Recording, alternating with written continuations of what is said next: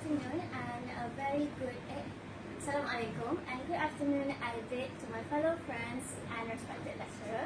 My name is Dania Binti Rostam, and today I'll be presenting about storytelling context in English language learning. Alright, so first, we know that storytelling is something we grew up with, whether it was folk tales, fairy tales, or even bedtime stories. But do we know that storytelling is a powerful tool in English learning?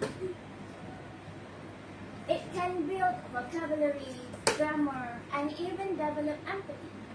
But for stories to truly make sense, they must be placed in the right context. Then, what is context? Context simply means a situation or background where communication happens. It shapes how we understand actions, messages, or even feelings. There are three contexts: situational context, cultural context, and interpersonal context. However, in today's presentation, I will be focusing on two, which are cultural and interpersonal contexts.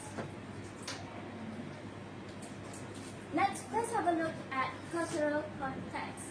So cultural context refers to the invincible rules of communications that comes from our culture. For example, our shared beliefs, our customs, and even our traditions. All of these elements shapes how we speak, how we behave, and how we understand messages. So the story I chose for cultural context is Bawang Putih and Bawang Merah. Do everyone in this hall know about these stories? Yes! Thank you.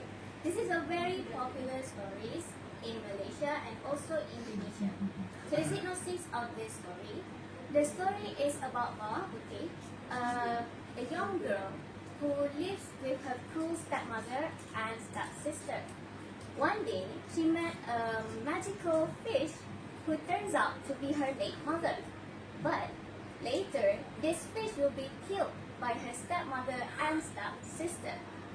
So in sadness, she buries the fish bone. The next day, she finds out that there is suddenly a huge, beautiful tree with a swing. So she used that swing and sing along when she rides on the swing.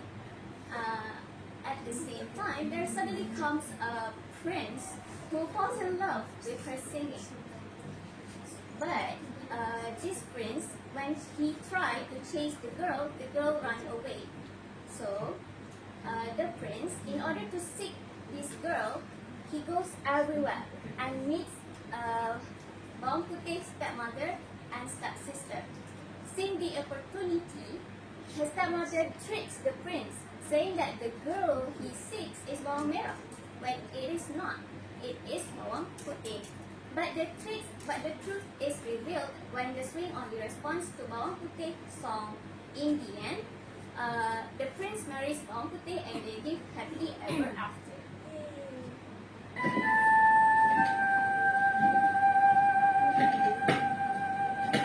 Little did Bawang Putih know, Bawang Merah's mother kept a terrible secret. So, from this short video, I would like to show to you what is the cultural context contained in the Bawang Putih and Bawang Merah. First is the cultural lesson against bad behavior. So as you can see from the video, the stepmother and Bawang Merah's rudeness toward Bawang Putih serve as a narrative device in the story to teach people about greed and cruelty. Their negative behavior explicitly contrasts with and is condemned by traditional culture values, which we know, for example, kindness and also sharing. The prince called out for Bawang Putih. He gently convinced her to come with him back to the swing and sing for him. Alright, secondly is it reflects hierarchy and politeness. The story established a clear hierarchy where commoners are expected to be respectful, especially towards royalty, which is present in Indonesian or Malay culture. So in this video, you can see that bawang putih, politeness and humility are presented as the ideal valued traits in the culture. Mera tried to sing the lullaby. The swing stood still. What treachery is this? The prince said angrily. Tell me the truth! Bawang Merah's mother begged for forgiveness and admitted that she had another daughter hidden in her house. Returning to the house, the prince called out for Bawang. Alright, so what I would like to point out here is the symbolic moral system. So in this story, we use the immediate contrasting consequences to make it easier to understand. For example, a good behavior is rewarding with a present or a happiness, but bad behavior affects to the bad consequences. For example, punishment. So in this story, it shows to us the effects from the bad behavior that has been done by stepmother and bawang merah. They tricked the prince, so in turn they get the punishment from the prince. So this demonstrates a cultural belief in clear and deserved cosmic justice that reinforces the society's moral code. So, how culture context brings, how can we use culture context in the English classroom? So, first thing first, folk tales, they don't just teach language, but they also teach worldviews.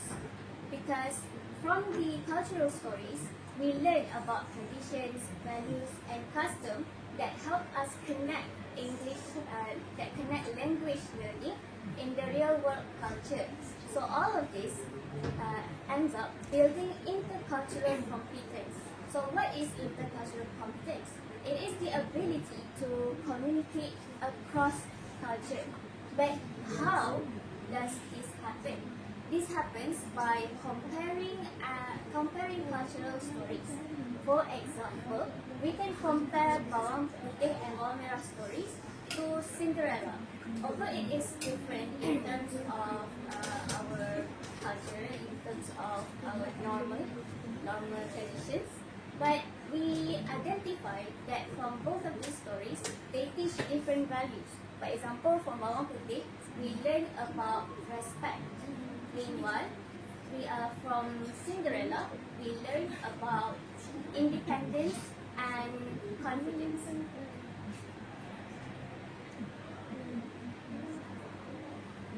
So, as I talked about earlier, when we learn about cultural context, we have an awareness towards others, right? So these are what's preventing misunderstanding in communication.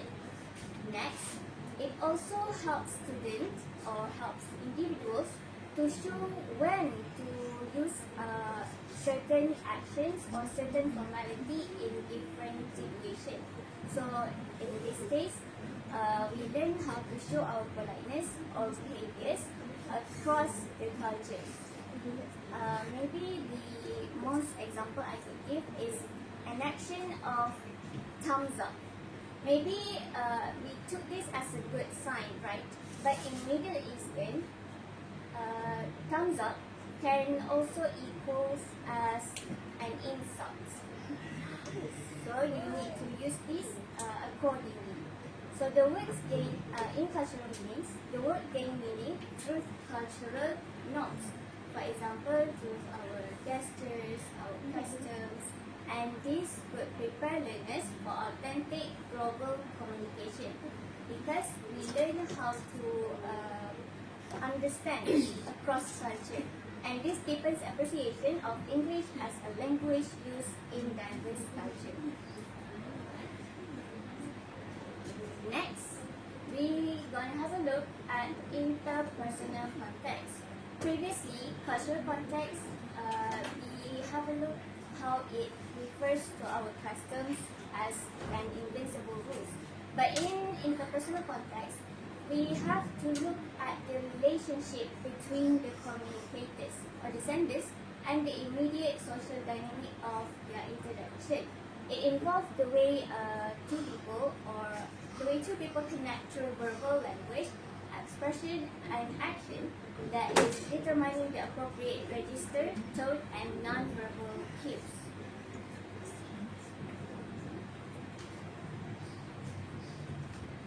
The story I choose for interpersonal context is A Tale of Two Beasts. So this story is about a young girl who finds a beast hanging on a tree.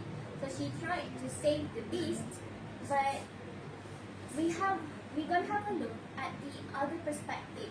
The beast in turn said that the girl is the beast. The girl is the one who captured her. This is what the story is about. It highlights how the same events can be seen very differently depending on perspective, showing that people can interpret the same situation in contrasting ways.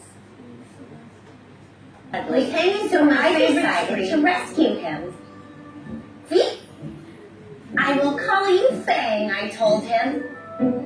And I wrapped him warmly up in my scarf and carried him safely home. I gave him a lovely bath and a gorgeous new hat and sweater and a delicious bowl of fresh nuts. I made him.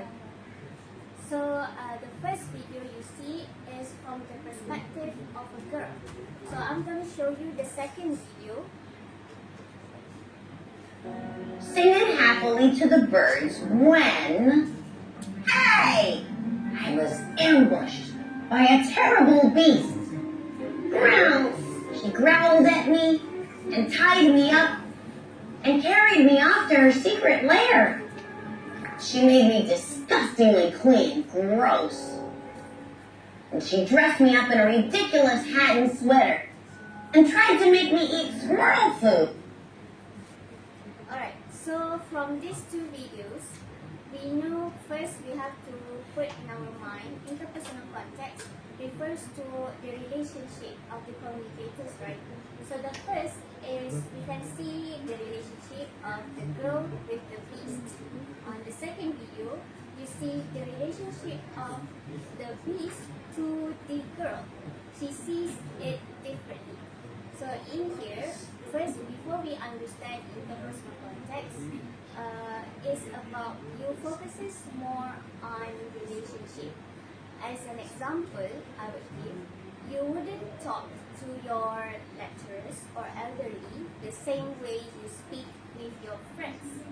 So in these terms, you have to look at the relationship that you have. So in these videos, firstly, I would highlight the misunderstanding from dual perspective. So the stories present one event told twice from the different perspective. So the core of this story is it focusing on how a single interaction can be interpreted in two completely different ways.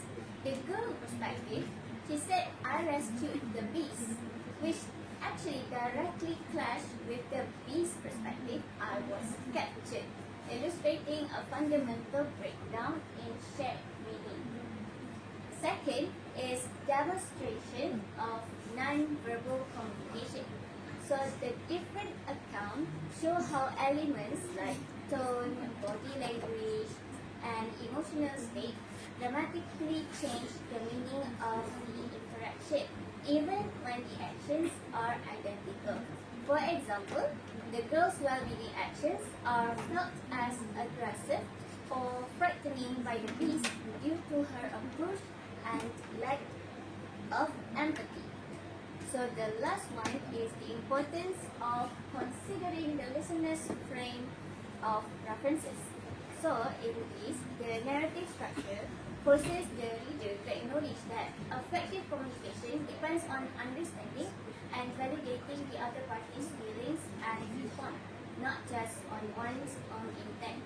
This centers the communication around the relationship in the personal dynamic rather than just the message itself.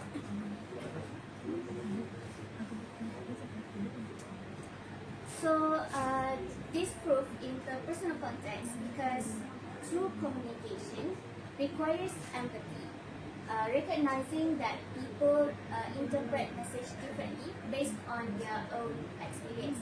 It centers meaning on the relationship between speaker and the listener, not just about the message itself. So to sum up this part, the story clearly shows how interpersonal context works. How? Because it tells one event from two sides, revealing how feelings, tone, and perception shape meaning. It reminds us that communication is not only about language, it is about understanding the people we talk to. So through stories like this, ESL learners can see how tone, perspective, and also empathy change the meaning of interactions.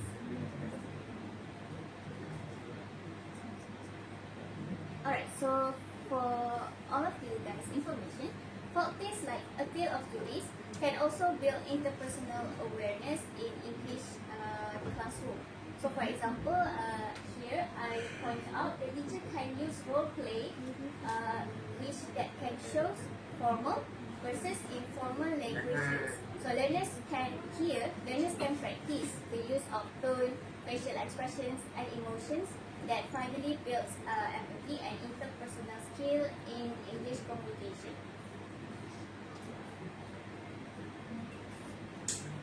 Alright, so for here is the importance to English use, the importance of interpersonal context to English use.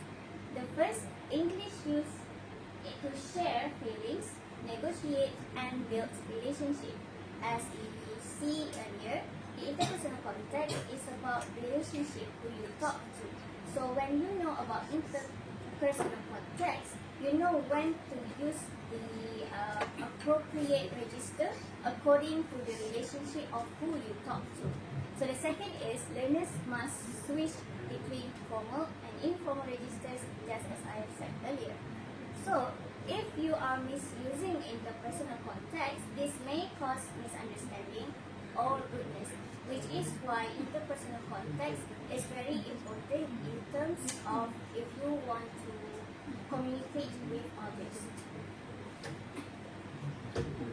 So it helps students to become confident in real life communication, focuses on not just correct grammar, but also effective human connection.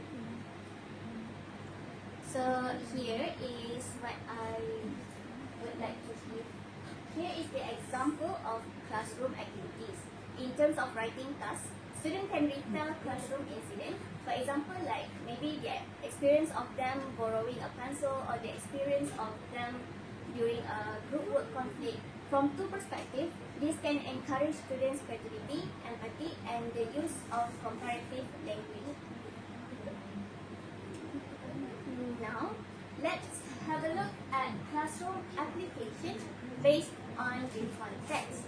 The first is the activities that we can use from cultural stories like Binti. We can match the words to their meanings. For example, jealousy, kindness, cruelty, or honesty. So students can use these words in the sentence. The second is feeling chart game, where they can match characters' actions to feelings.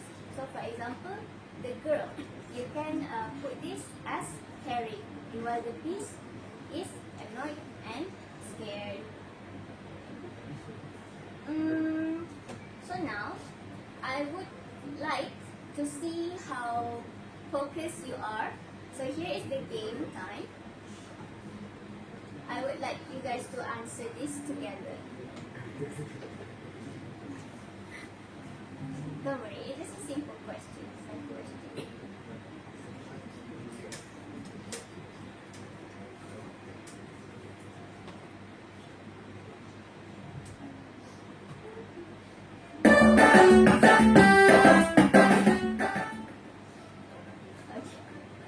Alright, so let's go.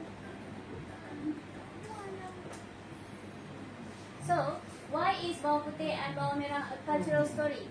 First, because it is written in English. No. Second, because it has magic only. No. Third, because the character go to school. Yes. No. Because it shows family values and traditions. Yes. Yes. The answer is because it shows family values and traditions.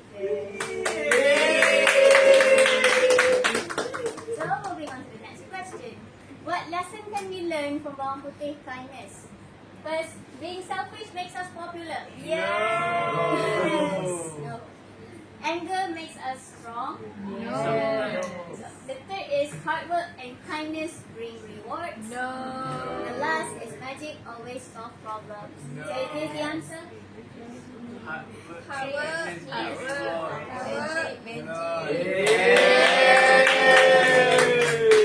So, don't worry, another three. Why is A Tale of Two Beasts an interpersonal story? It shows two different characters' feeling. No. It has only one point of view. Maybe. No. It talks about animals in the forest only. Yes. It teaches math with A plus B equal freedom. Yes. Yes. Yes. So, which one is the correct answer? Math. Yes. Math. Two different characters.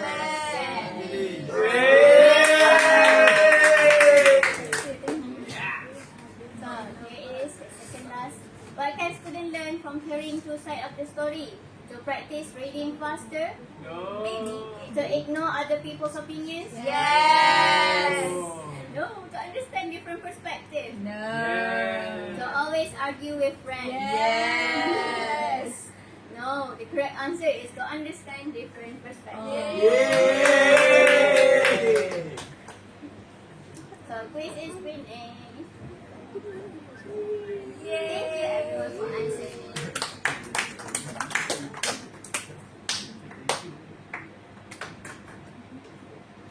Now we have reached the end. Thank you for your attention, everyone.